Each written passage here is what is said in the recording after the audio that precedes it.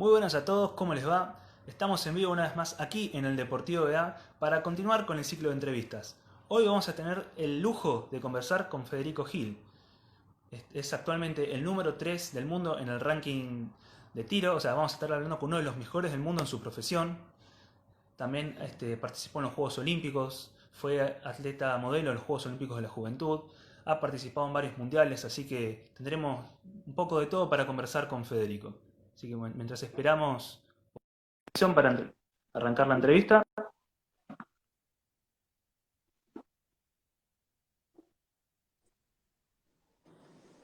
Hola, buenas noches. Hola Federico, ¿cómo estás? Todo bien, ¿y vos? Todo bien, por suerte. Bueno, muy bien. Primero, consultarte si me escuchás y me ves bien. Yo sí te veo y te escucho muy bien. Perfecto, yo también a vos te escucho bien, te veo bien. Bueno, Bueno, bárbaro. antes de arrancar con las preguntas, quiero consultarte cómo estás llevando la cuarentena y cómo estás haciendo para entrenar. Bueno, por suerte todo bien, como quien dice ya acostumbrado. Al principio, los primeros 10 o 15 días me la tiré de vago, podría decir, porque pensaba que era algo que se iba a pasar pronto. Y después, cuando bueno, me concienticé que venía para largo, me lo tomé muy en serio y empecé a prepararme físicamente a fondo. No digo hacer una pretemporada porque no era el momento, pero sí comencé a armarme rutinas de entrenamiento diarias. De hecho, yo acababa de tirar la última Copa del Mundo y me sentía un poco excedido en mi peso, digamos, ideal, así que lo aproveché para ponerme, como quien dice, a punto. Hoy la verdad que me siento bárbaro físicamente y si Dios quiera, en breve podremos empezar a entrenar técnicamente, que es lo que nos está haciendo falta. Entiendo que ya en una semana más o menos estaremos empezando. Perfecto, bueno, menos mal, así ya podrás salir un poco más y empezar a manejar el aspecto técnico, como decís vos. Sí, sí, en realidad, en mi caso particular, no teniendo ninguna competencia a lo largo del año, no era como quien dice de vital importancia empezar ya mismo un entrenamiento técnico, como quien dice en grandes niveles, ¿no? Intensivo. Pero sí era importante poder empezar al menos una o dos veces por semana, tres veces por semana, empezar a tener un poco, a familiarizarse nuevamente con la cancha, como para no perder, digamos, gestos técnicos y ejercicios que solo en el ámbito de una cancha se pueden realizar, ¿no? Claro. Y bueno, antes de que arrancara la cuarentena, ¿para qué te estabas preparando este año? Si bien, como mencionaste, habías estado en la Copa del Mundo.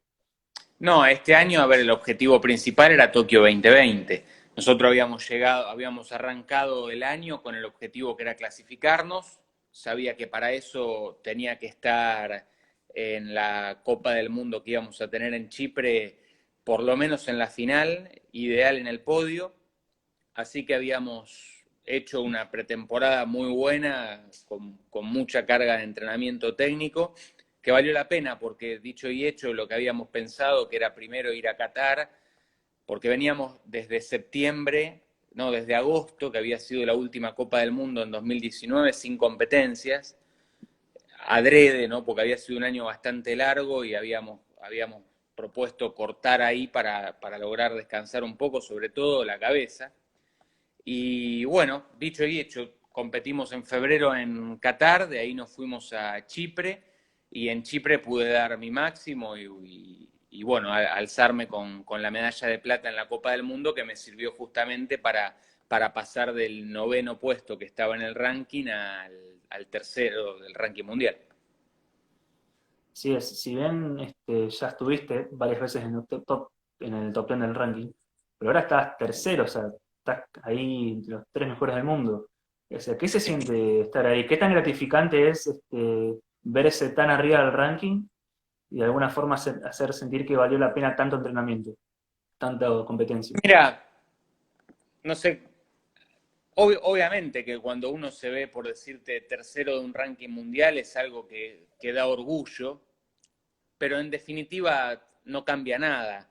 Si uno se ve ahí y lo toma con demasiada seriedad, lo único que hace es presionarse. Entonces, lo veo como quien dice un reflejo tal vez del momento o del presente que uno está viviendo, y para lo único que me sirve en definitiva es para seguirme esforzando día a día, para seguirme comprometiendo, para tratar de, en la medida de lo posible, siempre ser un poco mejor que ayer. Pero no más que eso, porque si no, si uno se lo pone en la cabeza y dice, uy, estoy tercero del ranking, bueno, ahora quiero ser segundo o primero, o simplemente mantenerse, empiezan un montón de presiones que en definitiva, al menos en mi experiencia, terminan perjudicando a uno. Claro. Bueno, Federico, la idea de la nota es que a medida que vayamos avanzando, también vayamos conociéndote de a poco. Así que bueno, contanos cómo fueron tus inicios en el deporte, en el tiro y a qué edad empezaste. Yo empecé a tirar con 8 años, iba a ver a mi papá que ya representaba al país, lo iba a ver con mi hermana al tiro federal argentino, de manera que, bueno, cuando pude tener algo de fuerza como para sostener la escopeta, que ni siquiera la sostenía yo, me la sostenía papá, me acuerdo, y yo lo único que hacía era apretar el gatillo. Empecé a tirar mis primeros platos y ya con 12 empecé a representar al país. Me acuerdo que mi primera competencia fue en el año 2000, un sudamericano en Perú, con 12 años. ¿Y también practicaste otros deportes además del tiro? Así, digamos, profesionalmente, no. Lo único que había en algún momento determinado, de los 14 a los 16, me acuerdo que jugaba al bowling en la Liga Metropolitana de Buenos Aires, pero después me di cuenta que en definitiva el tiro necesitaba mucho tiempo, que el bowling me lo quitaba, por más que fuera muy poco, así que nada, lo descarté y seguí 100% dedicado al tiro, que es en definitiva lo que siempre como quien dice, me moviliza, me apasiona. Yo en sí me reconozco como un enfermo del tiro. A más tiro, más quiero tirar. Todos los días termino por querer buscar algo nuevo. Me pasa lo mismo, bueno, con mi entrenador, ¿no? Que es mi papá, coincidimos en mucho en eso, y por eso de repente a veces somos difíciles de seguir, como quien dice, en un entrenamiento, lo que sea, porque bueno, nos metemos en la cancha y no salimos más. Esa es un poco la verdad. Se podría decir que tu papá es tu referente, ¿no? Y sí, tranquilamente, a ver, más que un referente para mí, en el ámbito de la vida, como quien dice, es uno de mis ejemplos a seguir. Mi papá, no solo, ¿no? Por lo que ha hecho en el tiro, tirando, mucho más humildemente que yo, por supuesto, porque no contaba con los mismos recursos, no contaba como hoy con un ENAR, con todo el apoyo, como quien dice, de un Estado atrás, que es el que cuento yo, que me siento un privilegiado. En aquel entonces había que hacerlo todo 100% a pulmón. Y era muy difícil, sobre todo en el tiro, que es un deporte que se puede considerar caro, pero con esos recursos ha sido récord del mundo, que yo ni siquiera lo soy. Yo tengo tirado muchas veces muy buenas marcas, pero no 125 en 125. Así que por supuesto que sí, que no solo le tengo como quien dice,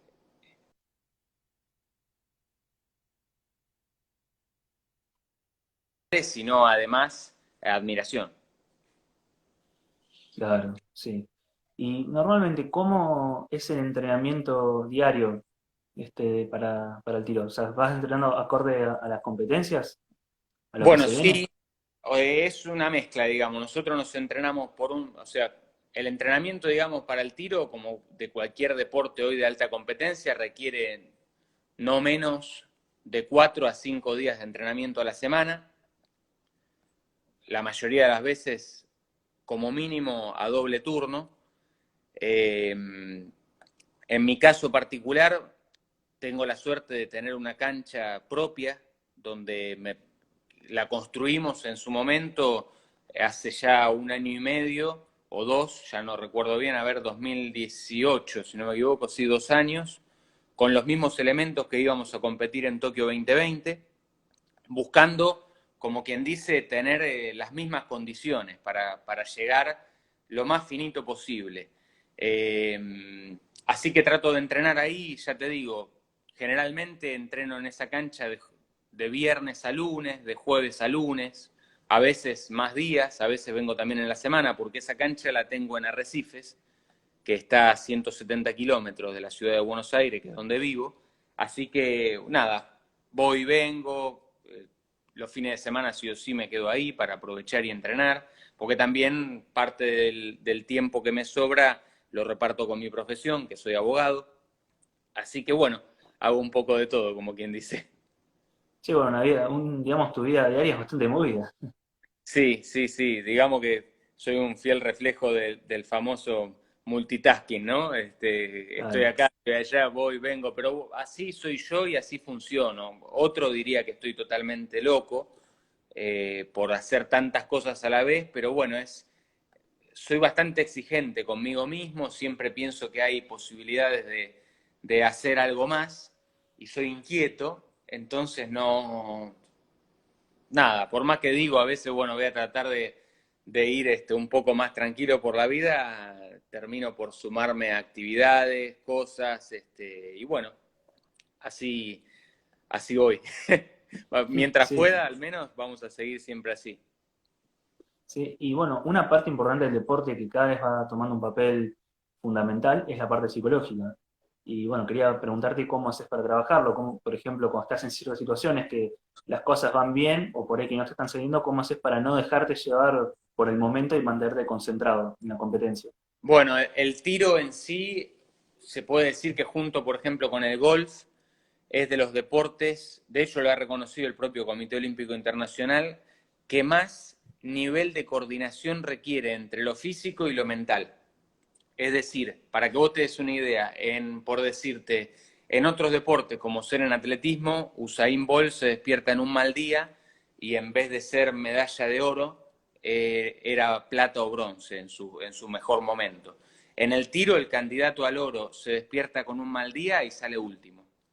O sea, no hay posibilidades. El porcentaje de error es mínimo, está tan profesionalizado y tan parejo que errar un plato te manda 20 platos atrás en la tabla, y entonces uno tiene que competir encima en una competencia muy larga que dura 2 días, sabiendo que tenés que ser perfecto, como quien dice, no hay posibilidades de errar.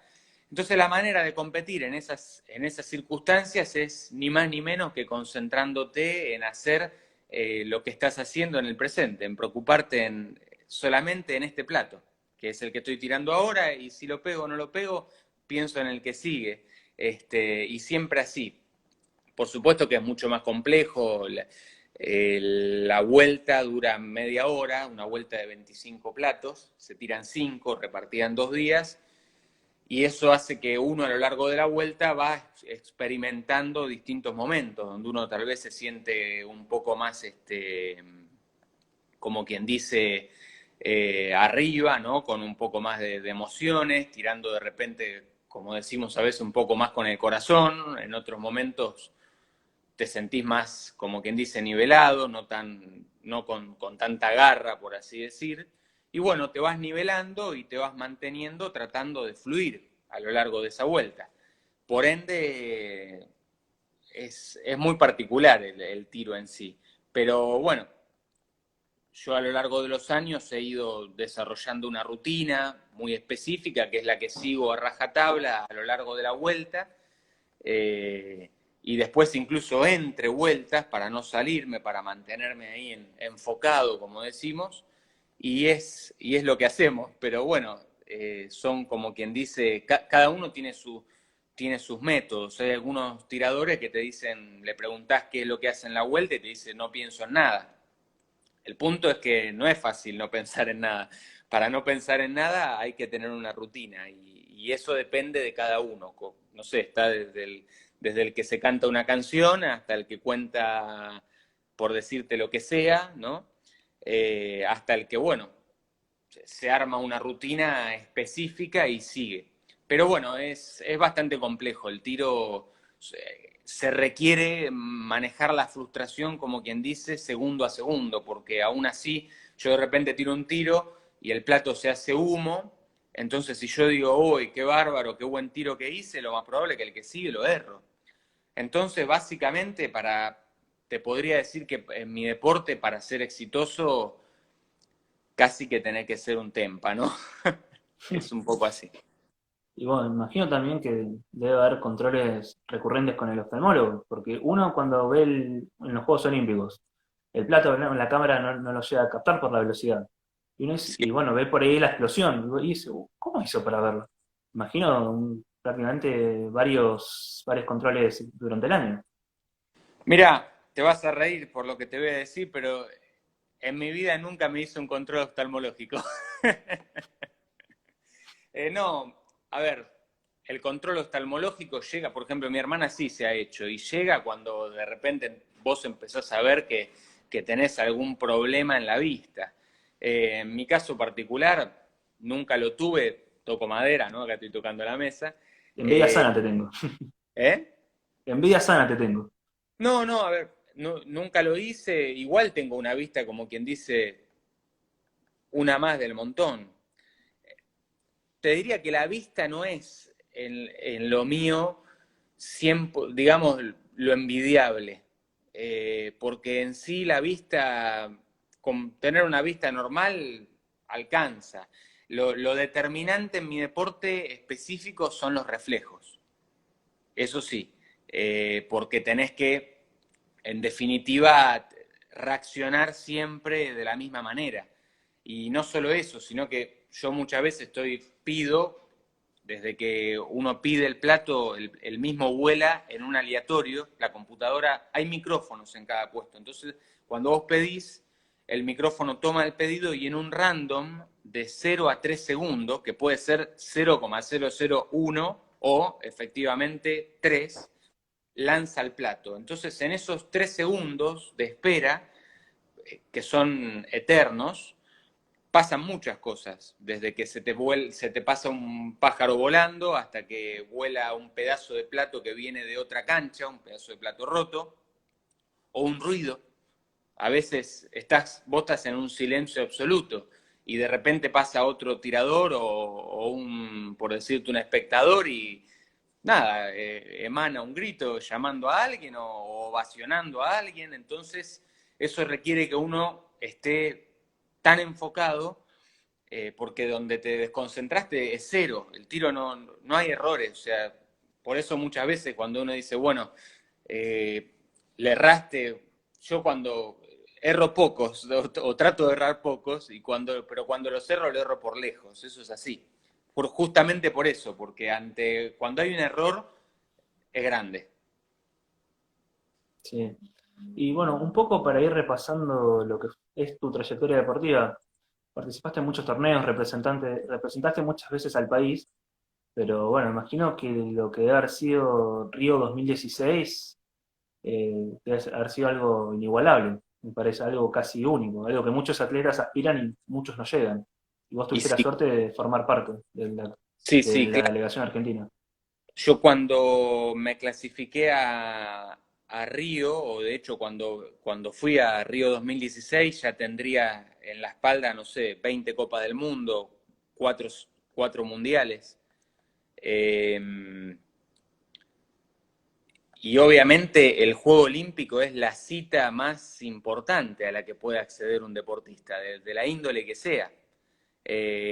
Por ende, en mi caso en particular, bueno, eso me jugó una mala pasada, porque pensé que era una competencia más y no, era un escenario nuevo en el que nunca había estado, totalmente distinto a lo que es una Copa del Mundo o un Mundial de mi disciplina, porque el punto es que cuando yo tiro en una Copa del Mundo o en un Mundial, todos los espectadores que están ahí son personas relativas al tiro, mientras que en un Juego Olímpico no. Entonces, bueno, ocurren cosas que normalmente no en una copa, no sé, desde espectadores que te gritan, que te abuchean. Tal vez, no sé, en Brasil, por ejemplo, nosotros al ser argentinos, si errabas un plato, no iba a faltar el que te abuchee, ¿no? Y eso era algo que nosotros no estábamos acostumbrados. Yo llegué muy bien parado a Río, me acuerdo que estaba quinto del ranking mundial y por supuesto que me sentía con la capacidad de ser finalista o incluso medallista. Pero claro, nunca tuve en cuenta que el Juego Olímpico era algo totalmente distinto y me lo cobró. Pero bueno, por eso es que tengo tantas ganas de participar en otro, o en otros, porque también lo bueno del tiro que es bastante longevo, porque hoy siento que, bueno, que tengo ya esa experiencia como para saber de qué se trata y tratar de la próxima vez hacerlo como quien dice. Yo cuando compito no busco, a ver, te mentiría si te digo que no quiero ganar cuando compito, pero uno no va pensando en quiero el oro, quiero el oro, quiero el oro, vas pensando en quiero dar mi 100%.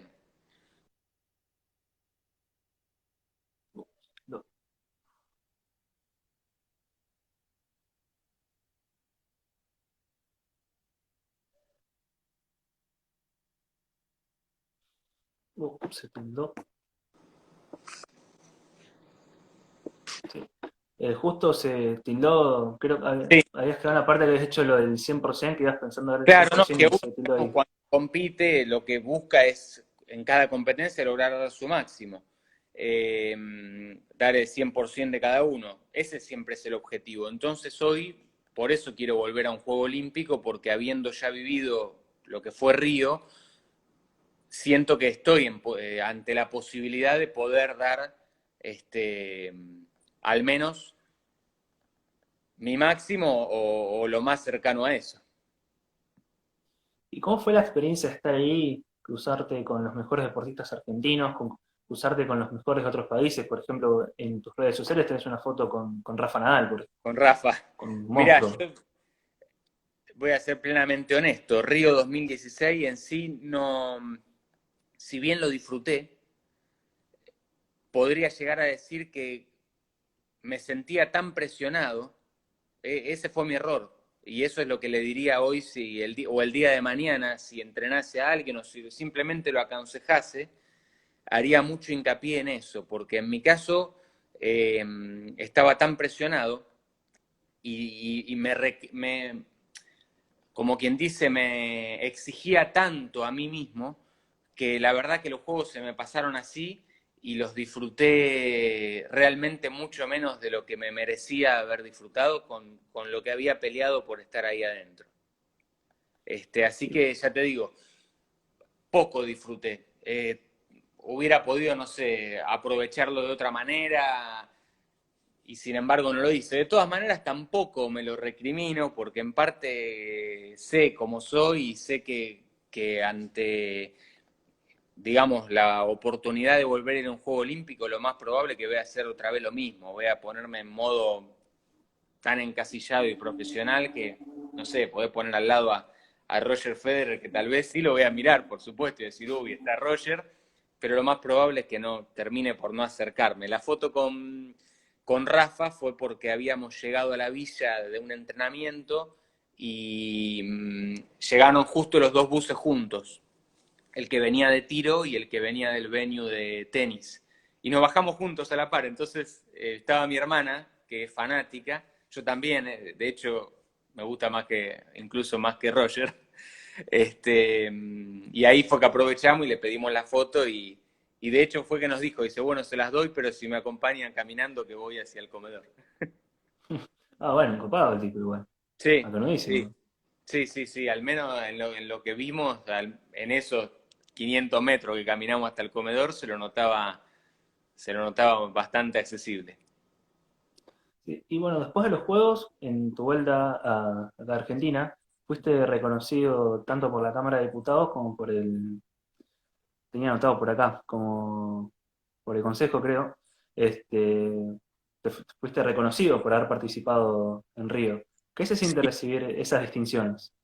Bueno, siempre son mimos, como quien dice, ¿no? Para un mimo al corazón. Yo en sí volví de Río con una frustración tremenda, no lo niego, estaba sumido en la depresión. Había trabajado 4 años para estar ahí y anhelaba un resultado digamos, un poco mejor. Así que cuando vine recuerdo que los primeros, no sé, 2 meses, tal vez nos llamaban para entrevistas, para ir al Congreso, para ir a ver al presidente. Y yo sinceramente iba, pero iba en modo desconectado, o sea, no...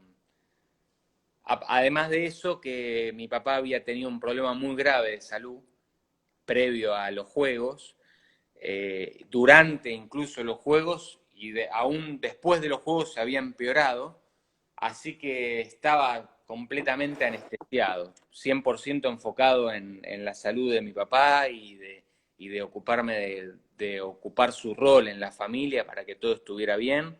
Así que en sí, eso es un poco el condimento por el que creo que no pude tampoco disfrutar 100% de Río, ¿no? Porque había muchas cosas en ese momento personales que estábamos viviendo que, bueno, lo ponían complejo. Sí, o sea, que también recibiste el año siguiente el premio Olimpia, digamos la distinción como el mejor deportista argentino en tu disciplina. ¿Cómo lo sentiste? Decir, fui el mejor en mi disciplina a nivel argentino. No, bien, ese año, claro, el 2017 justamente lo que ocurrió fue que ya mi papá andaba un poco mejor, yo ya me sentía sin la presión de los juegos y entonces las cosas empezaban a darse como uno quería, ya sin presión uno puede empezar a disfrutar un poco más lo que uno hace dentro de la cancha y había ganado una Copa del Mundo, mi primer medalla era en una Copa del Mundo, en este caso en Chipre. Así que sí, a fin de año nos dieron el Olimpia, que por supuesto me sentía recontra acreedor porque incluso había sido medallista también en la final de Copas del Mundo que se había hecho ese año y en sí humildemente habíamos escrito la historia del tiro argentino al meter 2 medallas de máximo nivel mundial en un mismo año. Ese año había escalado el cuarto puesto del ranking mundial, que no se hacía en tiro, al menos en los últimos 30 o 40 años, así que nos sentíamos recontra acreedores de ese Olimpia y por supuesto que recibirlo fue como quien dice, ahí sí, ves, en ese año sí disfrutaba lo que hacía y lo que ocurría, ¿no? Fue muy lindo. Sí, y bueno, se puede decir que Chipre es un lugar que te sienta bien, porque dijiste, en Sí, 2017 pudiste ser campeón, y este año quedaste segundo, pero metiste 2 podios en 3 años en sí, Chipre. y Chipre te podría decir que es de las canchas, encima eso lo hice en 2 canchas distintas, porque ellos tienen dos clubes muy grandes y hacen un año en uno, al otro año en otro, de los cuales te diría que Chipre es de las canchas más difíciles del mundo, porque hay muchísimo viento, es una isla muy chica y hay un viento tremendo que varía todo el tiempo y los platos son constantemente vuelan distinto. Sin embargo, no sé qué tiene que a mí me despierta a lo mejor. Me siento muy cómodo en el país, conozco, me siento como en casa, como quien dice, conozco, o sea, ya sé que hay una competencia y yo ya sé a qué hotel tengo que ir, dónde voy a ir a comer, dónde tengo que comprar los cartuchos para el entrenamiento, cuántos días antes tengo que ir, con quién tengo que hablar en la organización para agendar los entrenamientos. O sea, me siento como en casa, me hacen sentir como en casa porque la gente, para más, son hiper amantes del tiro, sobre todo del skate. Entonces, a todos aquellos que de repente son de ese pequeño mundo, no sé, de tiradores, no sé, que están en las finales o son medallistas, te dan mucho reconocimiento, o sea, están siempre atrás, tratándote muy bien. Y a mí eso me hace bien, digamos, me saca lo mejor de mí. O sea, como dijiste cuando te pregunté lo de los juegos, que te gustaba más Rafa que Ross, eras fan de Rafa, y Rafa se mueve como pez en el agua en Roland Garros, se podría decir que vos te mueves como pez en el agua en En Chipre. Chipre sí, sí. Chipre y la otra cancha que también me siento muy bien, que, mm, que si bien no fui medallista, fui finalista las 2 veces que estuve, es Italia. Porque en Italia precisamente en Lonato se suele tirar el Mundial, que es un evento en tiro salir campeón mundial es algo muy particular, porque de hecho es más difícil que salir campeón olímpico, porque a diferencia del Juego Olímpico, que tenés 30 tiradores, los tenés a todos. Y sobre todo en Lonato, que es la cuna del tiro al vuelo. O sea, es el lugar por excelencia, sería Roland Garros, por decirte, todos quieren, o un Wimbledon, todos quieren ganar ahí. Bueno, así es Lonato. Y ahí me pasa lo mismo, los 2 mundiales que tiré en Lonato, en los 2 fui finalista, me sentí muy bien, cómodo. Pero tiene que ver un poco con eso, con que son países, tanto Italia como Chipre, hiper fanáticos del tiro. En Chipre específicamente, el tiro te podría decir que si no es el deporte número 1, le pegan el palo, porque son todos tiradores. Y eso a mí me hace sentir bien, me da muchas ganas, la verdad que sí. Tu papá habías mencionado, bueno, que es tu entrenador, que digamos que era como tu referente, en quien más como un ídolo, también un ejemplo a seguir en la vida, pero también dijiste que tenía el récord y formó parte de la delegación argentina que participó en los Juegos Panamericanos de Mar del Plata en el 95. Sí, sí, sí, sí, así es. ¿Cómo recordás esa experiencia? ¿Viajaron con tu familia hacia Mar del Plata para verlo, para apoyarlo? No, porque si bien estuvimos en los Panamericanos viéndolo, cuando se tiraron cuando fueron los Juegos de Mar del Plata, el tiro fue subsede en Buenos Aires. Se hizo en el tiro federal. Así que sí, íbamos a diario a verlo, pero de hecho no solo ahí. Yo recuerdo habré ido no menos de 3 o 4 veces siendo chiquitito, en brazos de mi mamá. Tendría capaz que 4 años, 5 años, a verlo competir, no sé, a distintos lugares del mundo. Íbamos mucho a Chile, recuerdo que se hacía todos los años, a fin de año, un Grand Prix, eh, y era un destino en el que siempre lo acompañábamos. Sí, me imagino que todas esas experiencias, esos viajes, cuando vos estabas dando tus primeros pasos, cuando ya ibas creciendo deportivamente, te debe haber servido muchísimo, te debe haber nutrido bastante.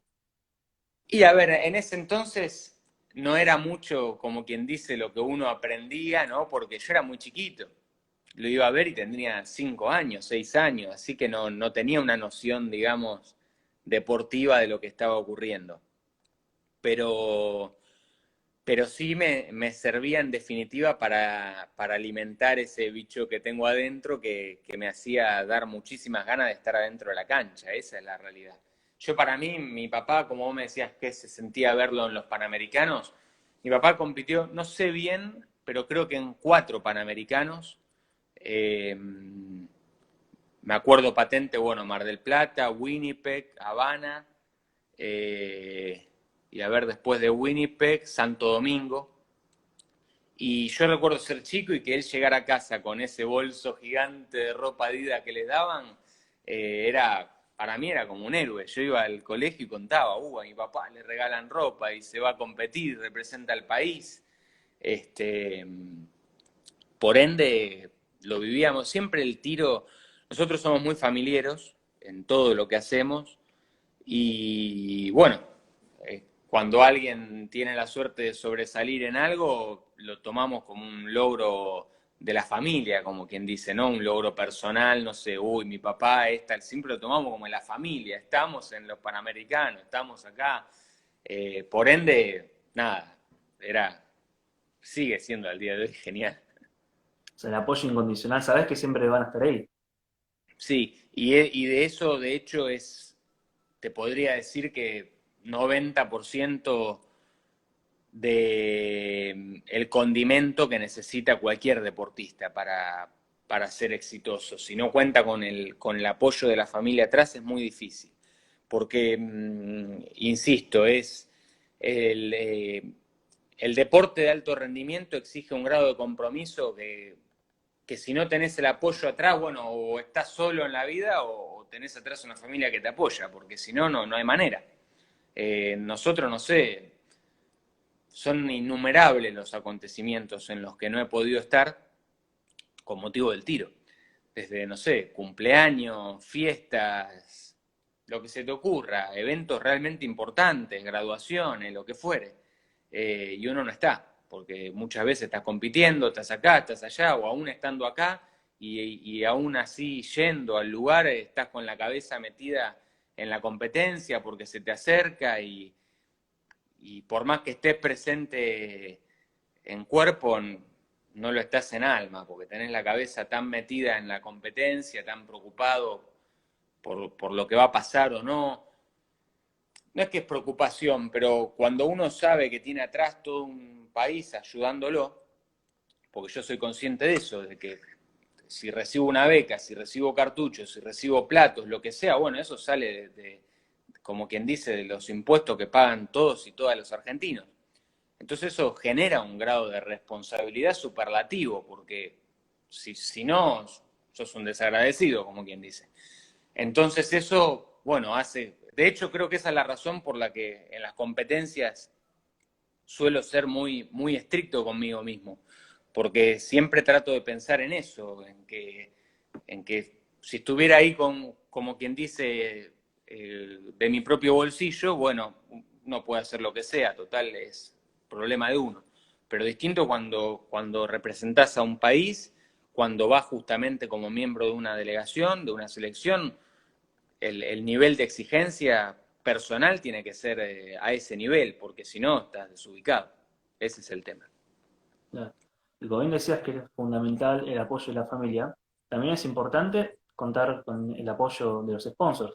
O en tu caso, ya con la experiencia que tenés, con todo el recorrido, tenés la suerte de contar con sponsors. Pero ¿qué tan complicado es conseguirlos? ¿Qué tan complicado es que se acerquen a hacerte una oferta? No, en tiro es dificilísimo conseguir sponsor. Yo los que tengo, que son muy importantes, no sé, por decirte, en el ámbito de lo que son, pero son específicamente sponsors del ámbito del tiro.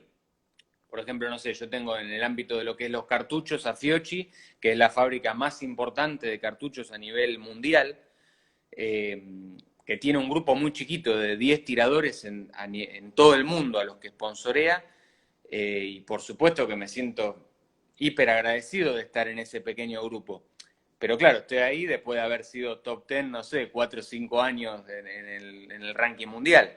Lo mismo pasa con una marca de escopetas muy importante de Alemania, que también es sponsor, pero tiene que ver con eso, en tiro conseguir un sponsor que sea, digamos, totalmente externo, como decirte, no sé, una marca de gaseosas o una marca de autos o lo que sea, o las mismas marcas de ropa, es imposible. Yo le he escrito y no doy las marcas, por supuesto, porque no corresponde, pero le he escrito desde, por decirte, marcas de bebidas hasta marcas de ropa, no pidiendo plata, no me interesa, simplemente pidiendo, en el caso de las de bebida, que me brindaran eh, las bebidas, precisamente porque las uso en los entrenamientos, y en el caso de la ropa, que me brindaran equipamiento, remeras, ropa técnica, ¿no?, que uno necesita para entrenar, muchas veces en condiciones de mucho frío, y las respuestas son graciosas.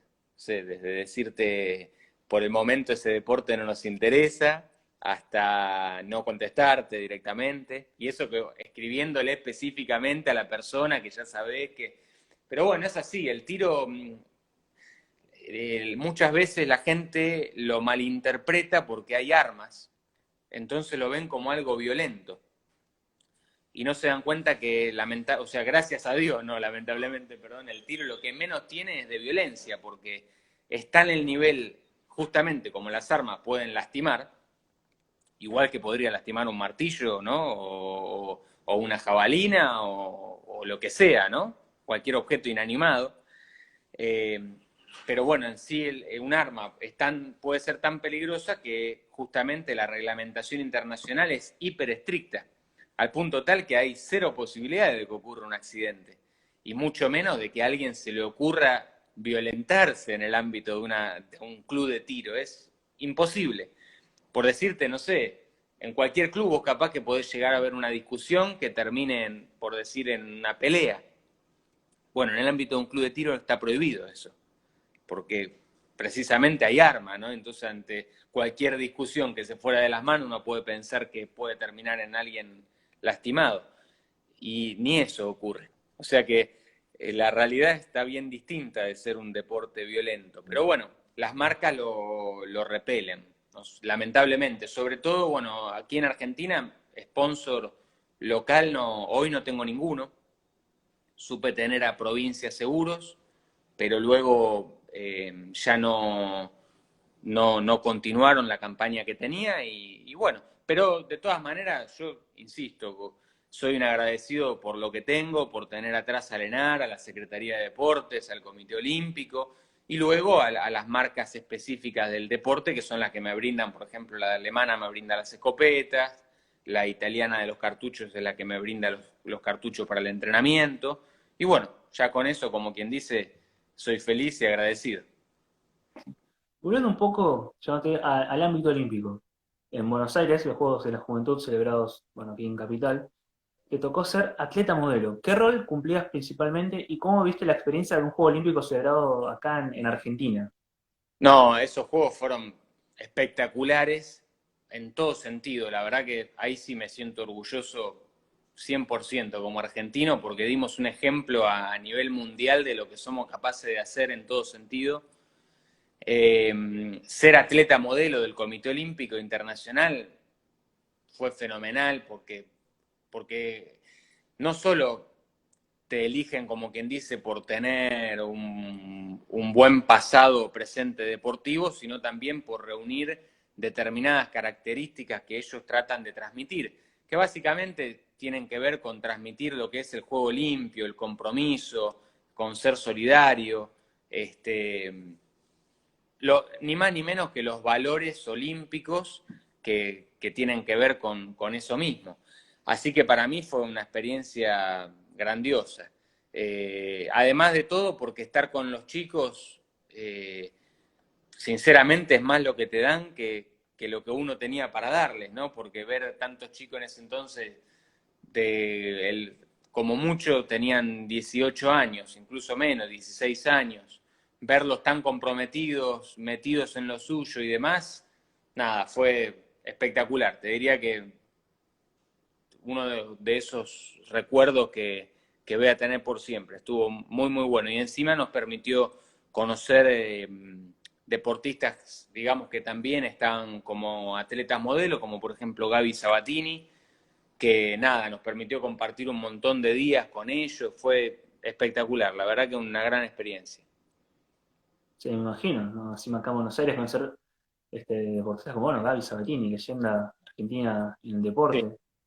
También vi una foto en la que también estaban, no sé si estaban cenando, pero estaban compartiendo también con el Chaparrategui y un sí, grupo sí, de sí, demás con el Chapa. deportistas. En esos días tuvimos un montón de encuentros con, te diría, los máximos referentes del deporte argentino, al menos del ámbito olímpico, no sé, yo qué sé, te puedo decir Gaby Sabatini, bueno, el Chapa, Juan Curuchet, Walter Pérez, no sé, por decirte, Lucha Aymar, Santi Lange, Ceci Carranza, Paula Pareto, o sea, era un grupo de deportistas, Brian Toledo, un grupo fenomenal, toda gente hiper recontra comprometida, que a veces uno en mi deporte, como por decirte, no usamos el cenar como base de entrenamiento, no los ves tan frecuentemente, entonces uno de repente no lo ve más que tal vez en las entrevistas o en eventos protocolares y haber tenido esa oportunidad de estar con ellos fue bárbaro porque te das cuenta que ahí hay algo en común que te puedo decir. En todos lo que vi fue que son, vos fíjate, son todos hiper recontra exitosos en el ámbito deportivo y casualmente tienen otra gran virtud que te podría decir que todos son hiper recontra humildes y buena gente. Y creo que eso es un común denominador.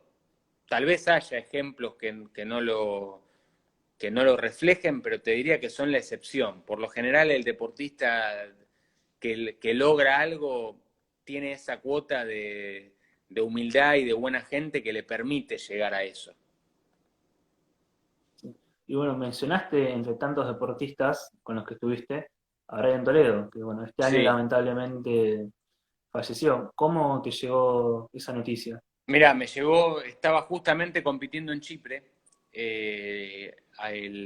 Esto ocurrió el día anterior a que yo empezara la competencia. Y la verdad que si bien no, Brian era una persona, al menos yo no te puedo decir que lo conocía, no sé, muchísimo, o que éramos grandes amigos, porque habré compartido con él, te podría decir, 5 o 6 momentos particulares, reuniones específicas, no sé, por decirte reuniones de comisión de atleta, porque era parte también de la comisión, Buenos Aires 2018, más por decirte, 10 días en mi vida habré compartido con él. Ahora, esos 10 días alcanzaron para decirte que se le notaba, pero a la legua, eh, que era tipazo, o sea, se lo veía hiper bueno, eh, comprometido, en 1000 causas solidarias estaba. Viste, esas personas, no sé, recuerdo haber compartido en Buenos Aires 2018 una cena con él en la villa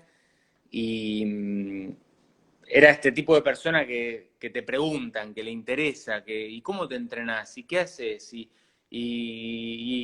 No sé, ¿y cómo haces con el estudio jurídico? Y esto y el otro, y que te das cuenta que no te está preguntando por pasar el tiempo, sino porque realmente está interesado en saber. Así que realmente me choqueó, y me choqueó, bueno, primeramente por él, ¿no? Porque era coetáneo conmigo, hiper joven, o sea, toda una vida por delante. Y sobre todo, bueno, pensaba en su familia, ¿no? Yo qué sé, con todo lo que él ha hecho por ellos, de repente tener que pasar por una situación así, nada, durísimo. Pero bueno, así es la vida, que lamentablemente tiene esas vueltas que hacen que uno a veces le cueste comprenderla, pero también son momentos que a uno lo invitan a tocar un poco la tierra, ¿no? Y tratar de cuidarse más, en definitiva, porque muchas veces pasa que uno en el día a día hace cosas que después te das cuenta y decís, ¿cómo me arriesgué haciendo esto? ¿Cómo no tuve cuidado? Pero bueno, pasa, es así, así que nada, bastante duro, sí. Sí. Luego, para saberte un poco de la parte deportiva, repasando un poco también hechos que ocurrieron en tu vida. Por ejemplo, Mauricio Macri, cuando era presidente, te envió una invitación para estar presente en la cumbre del G20. ¿Cómo fue Sí. eso? No, bueno, eso fue también un día espectacular. Ahí estuvimos con Brian justamente. Nada, estuvo muy bueno. Habían invitado un grupo de deportistas que, si mal no recuerdo, éramos el grupo de la Comisión de Atletas del Comité Olímpico Argentino. Y nada, espectacular. Fue en el Colón. Pudimos ver todo el show, digamos, que se había montado para todos los máximos, como quien dice, referentes de la política mundial que estaban presentes. Y también ahí sentí un poco lo mismo que en Buenos Aires 2018. Sentí el hecho de que los argentinos, cuando queremos y estamos unidos, podemos ser un gran ejemplo a seguir. Me sentí orgulloso como argentino ese día al ver la situación, al ver digamos, toda la organización que había. Pero bueno, yo qué sé, en definitiva eso es un poco de todo lo que el deporte me brinda, y por lo que siempre me siento tan agradecido, porque si no fuera por eso yo no hubiera tenido lugar para poder estar en una cumbre del G20, o poder estar como tantas veces hemos tenido la oportunidad de ir a la Quinta de Olivos, al Senado. En definitiva, eso es un poco de lo que nos regala el deporte y de las oportunidades que nos brinda, que son realmente muy valiosas. Claro, como dijiste que por el deporte te perdiste fechas importantes, también de alguna forma te recompensa con estos acontecimientos. No, por supuesto. A ver, obvio que uno, como te decía antes, el deporte a estos niveles, en el alto rendimiento, te quita por un lado la oportunidad de estar en 1000 eventos importantísimos, todos familiares. Pero también la otra cara de la moneda es eso, ¿no? Las oportunidades que también te brinda. De todas maneras, bueno, son ambas cosas incomparables, ¿no? Porque uno igual cuando piensa para atrás, yo hoy, por ejemplo, no sé, que tengo a mis abuelos súper grandes de edad, mi abuelo tiene 91 años y ahora, por ejemplo, con la pandemia no lo puedo ver. eh, más que por el balcón cuando a veces me piden que tal vez les lleve algo porque no logran que algún delivery les lleve las cosas o lo que sea, entonces voy yo para asistirlo y los veo del balcón.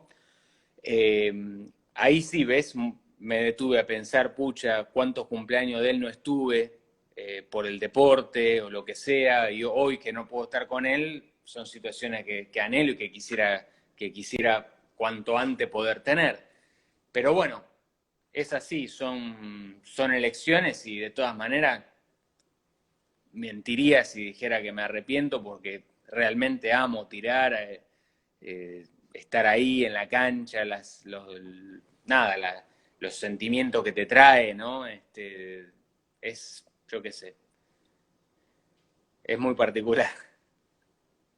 Sí, y bueno, al principio de la nota habías mencionado, bueno, que sos abogado también, que te desempeñas como tal, que trabajás en un estudio jurídico. En su momento fue muy difícil llevar a la par tanto la carrera universitaria como, bueno, tu carrera deportiva. Mira, en ese entonces no, porque yo recuerdo que cuando estudié la carrera de grado, fue entre el 2006 al 2011, o 2007 al 2011, fueron 5 años, sí. Y en ese entonces, recién, vos fíjate, en 2010 nace en el ENAR, y recién a partir del 2010 el deporte argentino se profesionalizó como consecuencia del ENAR en la forma en que lo hizo. Entonces hasta ese entonces a mí la verdad que me fue facilísimo, porque en aquel momento yo viajaba tal vez 2 veces al año, y los viajes eran súper cortos, no más de unas semanas, 5 días, 6 días, porque no había presupuesto, la mayoría de las veces lo pagábamos nosotros. Así que tenía el tiempo como para poder estudiar y hacerlo. Después, por ejemplo, a raíz del ENAR, todo cambió. Empezamos a viajar prácticamente a todas las copas del mundo. En el tiro es como el tenis, que hay de repente en el tenis vos tenés 4 Grand Slam, bueno, en el tiro tenés 4 Copas del Mundo al año y hay que estar, porque de lo contrario no sumas puntos en el ranking y te vas cayendo. Así que a partir de ahí, con la existencia del ENAR, empezamos a ir a muchas competencias y ahí sí hubiera sido difícil terminar la carrera. Como me pasa hoy, que después de la carrera yo hice una especialización y después de la especialización empecé el magisterio y ya el magisterio no lo pude terminar porque no estoy nunca, es presencial, hay que ir y no tengo manera. Ahora hubiera sido bueno en la pandemia hacerla online, pero bueno, ya no se podía. Sí, y bueno, al principio de la nota mencionaste que sos una persona inquieta, que siempre estás buscando algo que hacer. Y me imagino que por ahí todo el tiempo que te saca tu profesión, los hobbies que por ahí más te gustan hacer, ahora los has podido hacer más seguido. ¿Qué hobbies has tenido esta cuarentena o qué nuevos hobbies has desarrollado No, en cuarentena? ninguno, porque todos los hobbies que tengo son 100% outdoor. Me gusta, no sé, si te dijera, no sé, lo que más quisiera, no sé, tengo una pequeña lancha con la que me gusta salir con mi novia o con mi familia, así que este tiempo sin tiro hubiera sido genial para eso, para poder ir, pasar el día en el río, y bueno, no puedo claramente. También me gusta mucho viajar dentro del país, me encanta, y también producto de las competencias no puedo, así que me hubiera fascinado poder decir, bueno, tengo 4 o 5 meses no para irme los 4 o 5 meses, pero al menos para decir, me tomo una semana o 2 semanas y me voy a recorrer el sur o el norte, y bueno, claramente no se puede. Así que nada, más que estoy en un departamento que es donde vivo y no tengo mucha posibilidad como quien dice, de hacer algo, así que lo único que hago es hacer ejercicio físico en la terraza, y no mucho más. Y bueno, sí, me imaginaba por ahí, no, mirá, estaba viendo alguna serie o una película, pero bueno, No, también. bueno, no, también, sí, series, por supuesto, ya las he gastado todas, ¿no? Desde series, libros, pero en sí, bueno, eso es como quien dice lo que hago también fuera de la cuarentena, porque es la manera, como quien dice que me distraigo, me gusta ver series con mi novia, así que yo qué sé, como una de esas actividades en las que compartimos. Eh, pero en sí, si se trata de cosas que me hubiera gustado hacer, de tener tiempo libre, pasaba por ahí, por actividades al aire libre, que son las que más me gustan, y bueno, lógico, no es tan permitida ni sería responsable hacerlo, ¿no? Bien.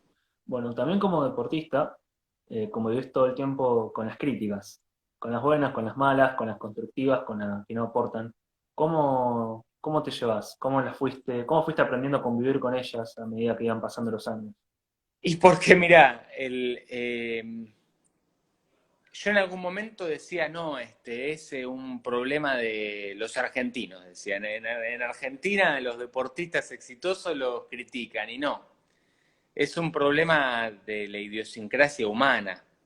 Yo después, a raíz de ir compitiendo y ocurre que cuando vas teniendo un nombre en un determinado deporte o en una determinada actividad, empezás a rodearte con otros también importantes en lo que hacen y vas teniendo la posibilidad de preguntarles cómo es ser, no sé, el mejor del tiro en Estados Unidos, en Europa, y empezás a darte cuenta que todos pasan por las mismas situaciones. ¿Esto qué es? Por lo general, el que no es del deporte y es un admirador, por supuesto que justamente te admira, te manda mensajes súper inspiradores, mandándote fuerzas y demás. Y después tenés, por supuesto, que de repente aquellas personas que están metidos en el deporte y que, bueno, por no poder realizarlo de la misma manera, te critican o lo que sea. Pero bueno, es parte del juego. Y uno, como quien dice, si no querés que te critiquen, entonces no tenés que hacerlo. Yo siempre me concienticé de esa manera. Dije, bueno, si no quiero que la gente me esté criticando, entonces no, la única que me queda es no tirar. Y si no, si quiero seguir tirando y lo quiero hacer bien, precisamente lo que corresponde hacer es no simplemente tomarlo como de quien viene, no tratar de no escucharlo y seguir adelante. Porque si no, en todo ámbito pasa. Cuando, no sé, pasa, no sé, en el colegio, en la universidad, en el trabajo. Al bueno siempre, pero porque vos si vas a hacer leña, tenés que hacer leña de un árbol grande, no de uno chiquito.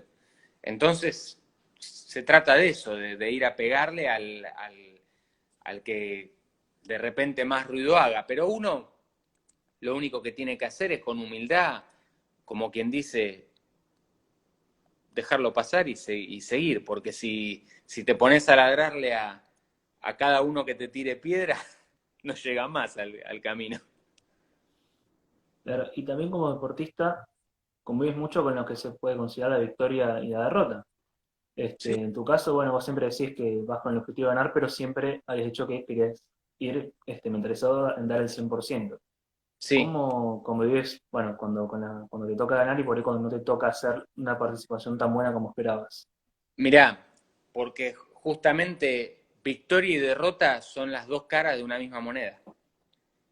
Entonces, las ves tan a diario que, que, si, que si las tomás, como quien dice, eh, con una determinada seriedad y pensás que, uy, este es un ganador o este es un perdedor, lo único que haces es engañarte a vos mismo y preocuparte por algo que no vale la pena. Yo siempre pienso que uno es ganador cuando ganador te haces en el entrenamiento. Te volvés ganador. Yo, por ejemplo, me siento ganador cuando en Arrecifes, Argentina está en el hemisferio sur y casi siempre competimos en el verano del hemisferio norte. Entonces entreno en invierno, cuando los demás están entrenándose en verano en short. Y acá en Arrecife muchas veces tengo un termómetro en la cancha y me estoy entrenando y veo que hacen 4.